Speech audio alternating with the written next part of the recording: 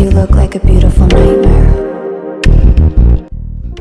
మీరు ఓడిపోయారని బాధపడాల్సిన అవసరం లేదు, సిగ్గుపడాల్సిన అవసరం అంతకన్నా లేదు. ఎందుకంటే ఈ ప్రపంచంలో గొప్ప గొప్ప వ్యక్తులుగా పేరొందిన వాళ్ళందరూ ఎన్నో ఓటములను ఎదుర్కొన్న వారే, ఎంతో మానసిక సంఘర్షణకు గురైన వారే. వాళ్ళు గొప్ప గొప్ప వ్యక్తులు కాలేదా? ఈ ప్రపంచంలో ప్రతి ఒక్కరూ వాళ్ళ జీవితాలలో ఒక్కసారైనా విజయాలను చూస్తారో లేదో తెలియదు, కానీ ఓటమిని ఖచ్చితంగా చూస్తారు, చూసి తీరాల్సిందే. ఇప్పుడు విజేతలుగా ఉన్న వాళ్ళందరూ ఒకప్పుడు ఓటమి పాలు కాలేదా?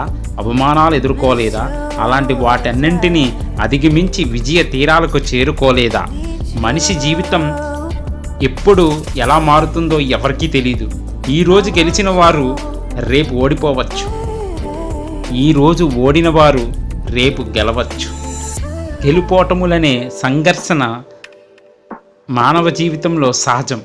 నేను సాధించేశాను అంటూ విర్రవేగాల్సిన అవసరం ఏమీ లేదు. మీ ముందు చూస్తే ఇంకా సాధించాల్సింది ఉంటూనే ఉంటుంది. అయ్యో నేను ఓడిపోయాను, ఇక నా జీవితం అయిపోయింది అనుకోవడానికి ఏమీ లేదు. మళ్ళీ ప్రయత్నిస్తే మీరు మీ గెలుపును చూసే అవకాశం ఉంటుంది. నువ్వు ఓడిపోయావా?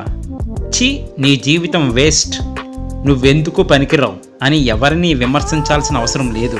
ఎందుకంటే నువ్వు ఎవరినైతే విమర్శించావో అతని దగ్గరే నువ్వు ఎప్పుడైనా చెయ్యి చాచాల్సిన పరిస్థితి రావచ్చు.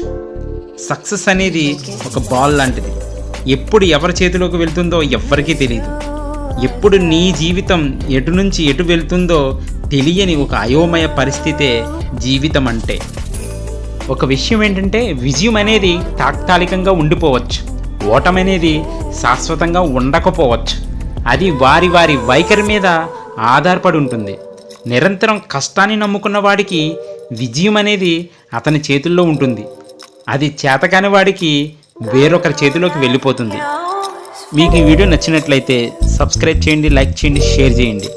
ఫర్దర్ నోటిఫికేషన్ కోసం మీ బెల్ ఐకాన్ని ఆన్లో ఉంచండి. Thank you.